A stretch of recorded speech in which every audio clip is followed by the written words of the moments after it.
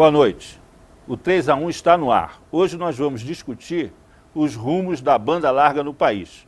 O nosso convidado é o presidente da Associação Brasileira de Telecomunicações, Telebrasil, o engenheiro Antônio Carlos Valente, que também é presidente do Sinditelebrasil, sindicato que reúne as empresas de telecomunicações brasileiras, além de ser o presidente do Grupo Telefônica no Brasil. Para participar dessa entrevista, convidamos o editor da revista Teletime, Samuel Possebon, e a diretora da Momento Editorial e responsável pelo portal Telesíntese, Miriam Aquino. Antes, vamos saber um pouco mais sobre a banda larga e o nosso entrevistado. Inclusão digital. Há quanto tempo se fala sobre isso? O que há alguns anos era uma meta para o futuro, agora é o presente. Há uma década, o acesso à internet ainda era um privilégio restrito, com conexão discada pela linha telefônica e com velocidade muito baixa. Para a informática, uma década é muito tempo. Nesse período, os engenheiros desenvolveram a conexão banda larga e a disseminação foi imediata. As vantagens eram muitas, a começar pela velocidade. Os brasileiros puderam se conectar mais rapidamente aos sites, inicialmente através de modems externos e depois pela tecnologia de terceira geração, que permite o acesso sem fio em qualquer lugar. A rede wireless transmite dados em velocidade e já está disponível em diversos aeroportos, shoppings, até mesmo na orla de praias e em comunidades inteiras, como a favela da Rocinha, onde existe um projeto de inclusão digital. A tecnologia avança e, mesmo com alto custo, já atinge mais de 19 milhões de pessoas pelo celular 3G. Por outro lado, só 35% da população tem computador e há dificuldades de conexão como na região amazônica. Os números da Telebrasil mostram que tanto a banda larga fixa quanto a móvel já ultrapassou os 41 milhões de usuários no país. Só nos últimos 12 meses, o serviço ganhou mais 14 milhões de clientes. Um crescimento vertiginoso, que só não é maior porque os preços ainda são altos e a velocidade não é a ideal se comparada com outros países. O governo também aposta no futuro conectado para a inclusão social.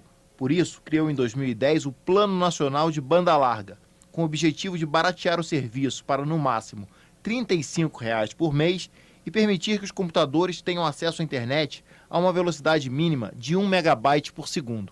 Nós já temos no Brasil aproximadamente quase 41 milhões de pessoas com acesso à banda larga, mas ainda existe o risco de, vamos dizer assim, uma grande segregação da parcela mais pobre da população em relação a esse mundo novo, virtual e das comunicações digitais. O que está sendo feito para evitar isso? Bom, Zé, primeiro queria dar boa noite a todos os telespectadores desse programa e agradecer o convite que me foi formulado. Bom, a primeira observação que eu gostaria de fazer para todos vocês é que, na realidade, quando nós falamos de 41 milhões de pessoas conectadas, nós talvez não estejamos sendo absolutamente precisos nessa informação. Porque a soma que foi apresentada agora há pouco totaliza acessos pela telefonia móvel, pelas redes móveis, e aí sim existe uma certa relação entre um acesso e uma pessoa, muito embora isso possa não ser verdadeiro sempre, como eu vou colocar daqui a pouco, mas existem também acessos feitos pelas redes fixas. E algo que é muito comum é cada um de nós, nas nossas casas, termos um acesso e algum tipo de rede sem fio dentro do nosso ambiente doméstico, dentro da nossa casa, ou até mesmo dentro da nossa empresa, e uma quantidade muito maior de pessoas estarem conectadas pelo o mesmo acesso fixo, né? Vocês têm ideia de uma média de pessoas? Por exemplo, no jornal. O jornal, costuma-se dizer que o jornal é lido por 4 a 5 pessoas, dependendo do tipo de jornal, até mais. No caso da banda larga, você tem ideia de uma média de pessoas que usam esses acessos domiciliares? Os domicílios brasileiros, eles têm uma média de 3,5 a 3,7 pessoas por residência.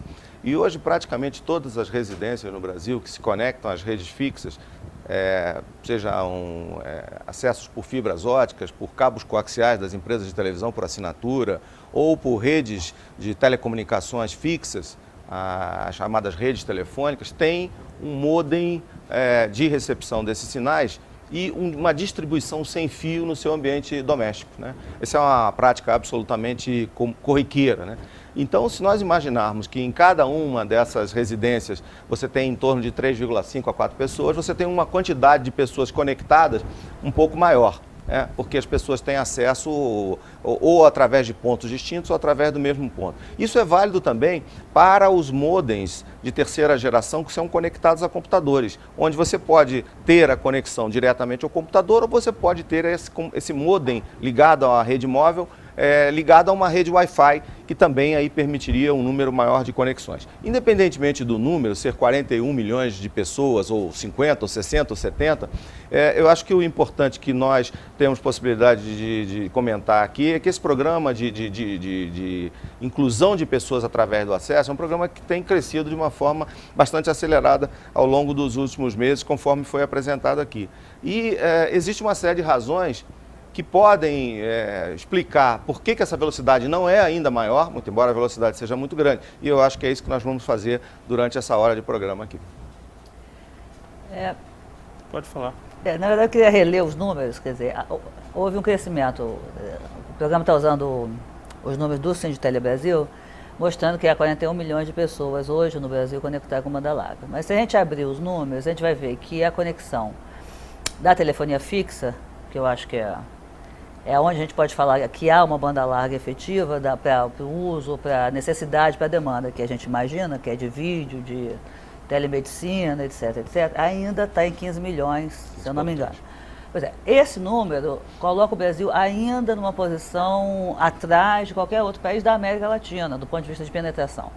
Como é que você avalia isso? Não é preocupante, Valente? Olha, o Brasil tem cerca de 57 milhões de domicílios, né, urbanos. Talvez uma quantidade um pouquinho maior de domicílios urbanos e rurais. O que nós estamos dizendo, pela informação de acessos fixos, é que 1 em cada 4 municípios brasileiros tem acesso à banda larga.